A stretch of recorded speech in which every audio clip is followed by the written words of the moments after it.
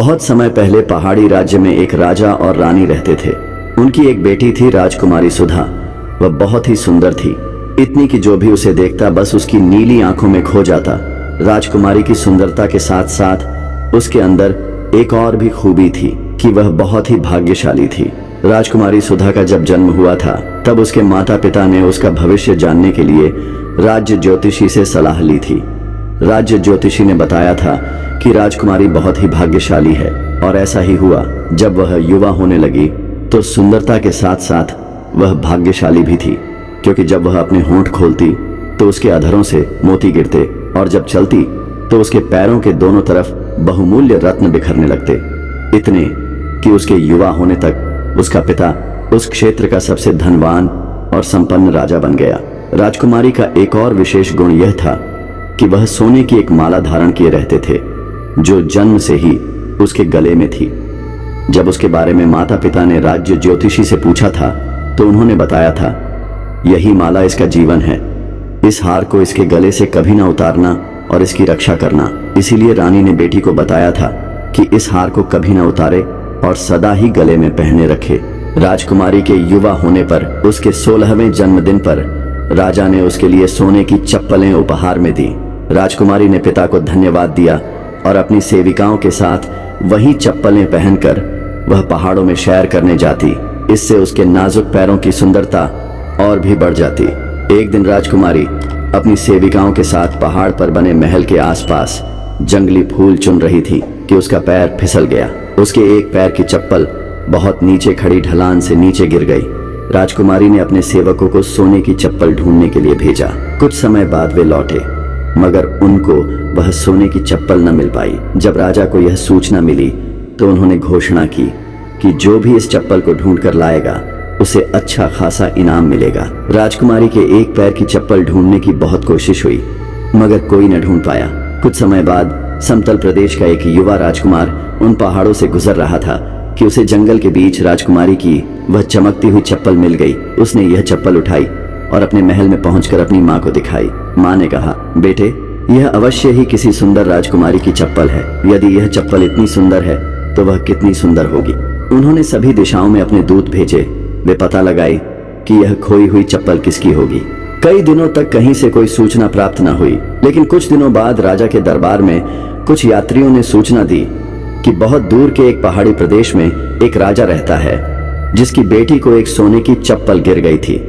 राजा रानी और कुछ सलाहकारों ने कहा कि यह चप्पल निश्चित ही उस राजा की बेटी की ही है। रानी ने अपने बेटे से कहा, बेटा, अब तो यह निश्चित है कि यह सोने की चप्पल दूर के उस पहाड़ी राजा की पुत्री की है, इसलिए तुम उसके महल तक यह चप्पल लेकर चले जाओ। यदि वह तुम्हें सोना चांदी या धन इनाम के तौर पर दें तो स्वीकार नहीं करना, बल्कि उनकी बेटी का हाथ मांगना। राजकुमार ने वैसा ही किया जैसा उसकी माता ने कहा। कई दिनों की बहुत लंबी यात्रा तय करने के बाद वह पहाड़ी क्षेत्र के डुग्गर प्रदेश पहुंचा। वह राजा से मिला और कहा, मुझे आपकी बेटी की यह चप्पल मिल गई है, वही लौटाने आया हूँ। राजा प्रसन्न हुआ और पूछा, आपको क्या इनाम चाहिए? मैं आपको घोड़े दूं, चांदी दूं, सोना दूं, क्या दूं? राजकुमार ने कहा, मुझे इनमें से कुछ भी नहीं चाहिए। मैं मैदानी क्षेत्र से आया हूँ। यहाँ से दूर एक समतल प्रदेश के राजा मेरे पिता हैं। मैं उन्हीं का पुत्र हूँ। मैं कुछ महीनों पहले यात्रा कर रहा था और जब इस सुंदर पहाड़ी क्षेत्र में आया तो यह चप्पल मिली। मैं बहुत लंबी यात्रा करके दोबारा यहाँ पर खोई हुई चीज लौटाने आया हूँ। आप मुझे घोड़े इत्यादि देंगे तो मैं वह स्वीकार नहीं करूंगा, परंतु यदि आप मान जाएं तो मैं आपकी पुत्री का हाथ मांगना चाहूंगा।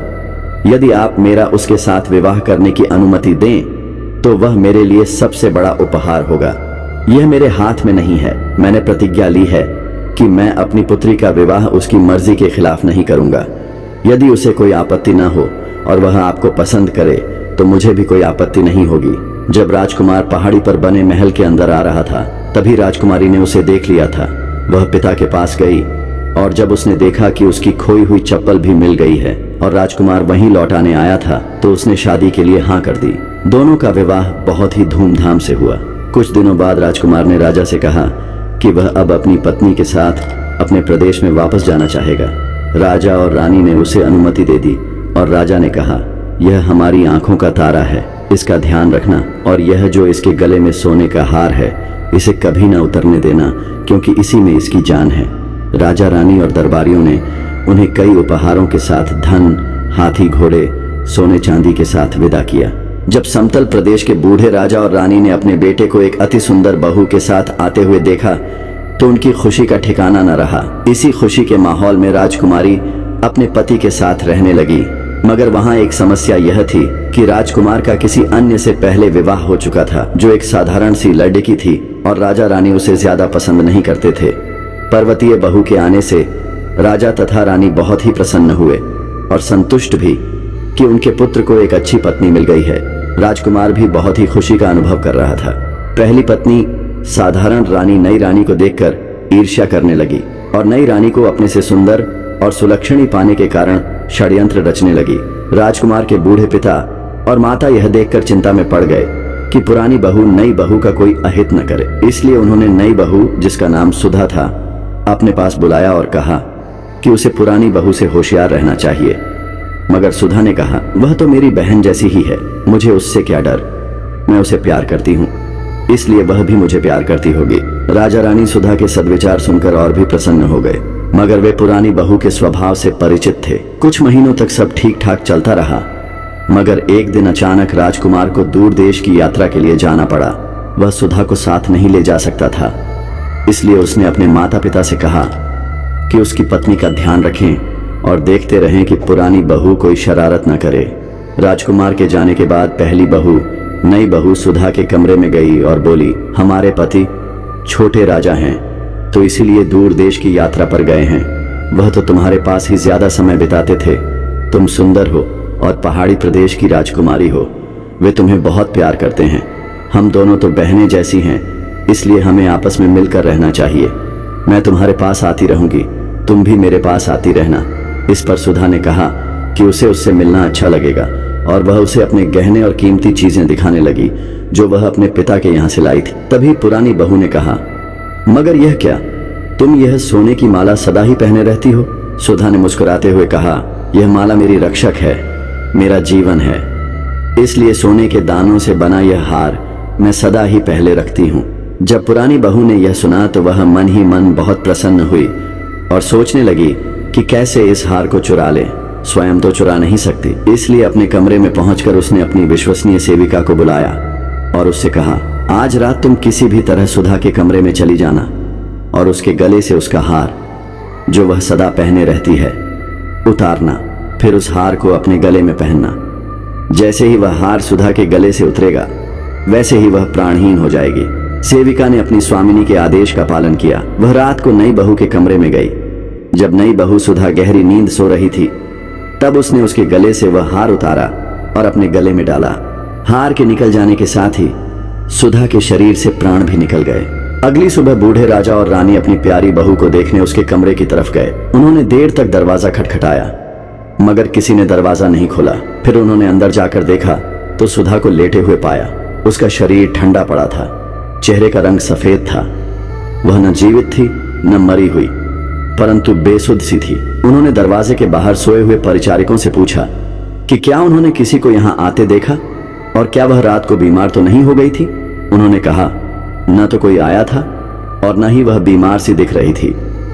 उन्होंने उसी समय राजवैद्य को बुलवाया, मगर उसने कहा कि बहू के शरीर में प्राण ही नहीं है, वह मृत है। राजा और रानी अत्यंत दुखी हुए। वे दोनों शोक में डूब गए और उन्होंने राजकुमार के आने तक मृत शरीर को राजमहल के पास ही एक मंडप में रखवा लिया, ताकि राजकुमार के आने पर संस्कार आदि करवा सके। उन्हें अब राजकुमार के आने की प्रतीक्षा थी कि कहीं उसका शरीर सड़ न जाए, परंतु बहुत ताज्जुब था कि शरीर में कोई भी परिवर्तन नहीं हुआ, न ही किसी प्रकार का क्षय हुआ। इसलिए राजा और रानी हर रोज मंडप के पास जाते और अपनी प्यारी बहू का शांत चेहरा दिखाते। कुछ दिनों बाद राजकुमार लौटा। उसे मंडप के पास ले जाया गया। सुधा का चेहरा वैसे ही सुंदर था जैसे पहले था, होंठ भी वैसे ही, चेहरे पर वही लालिमा थी कि जैसे वह सोई हुई हो। टूटे हुए दिल से राजकुमार अपनी सुंदर पत्नी को देखता रहा। उसको देखकर लगता था कि कहीं पत्नी के शोक में वह मर न जाए। वह अपने भाग्य को कोस रहा था कि क्यों उसे दूर के प्रदेश की यात्रा पर जाना पड़ा।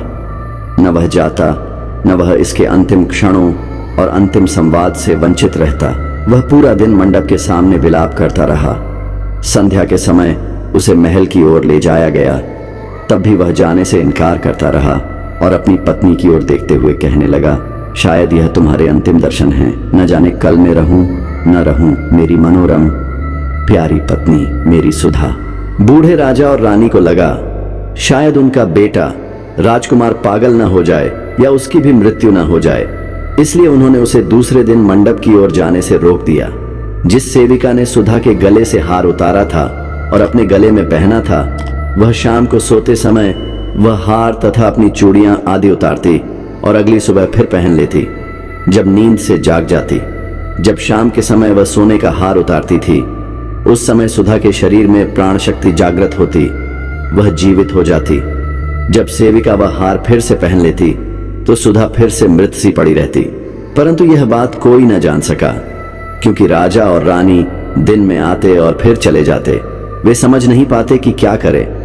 यह उनकी प्यारी बहू का क्या हाल हो गया, बेटे को कैसे संभालें, संस्कार करवाएं या नहीं।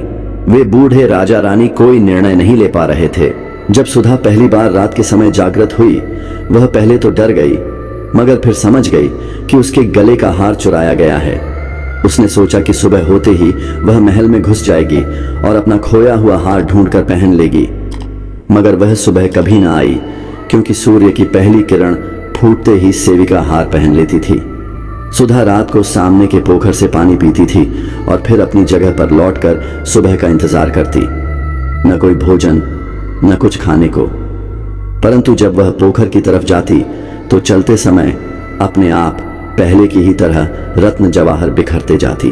पगलाया सा राजकुमार जब अगले दिन मंडप के पास गया तो उसने मंडप के सामने से पोखर की तरफ कुछ कीमती मणियां देखी तो अचंभे में पड़ गया।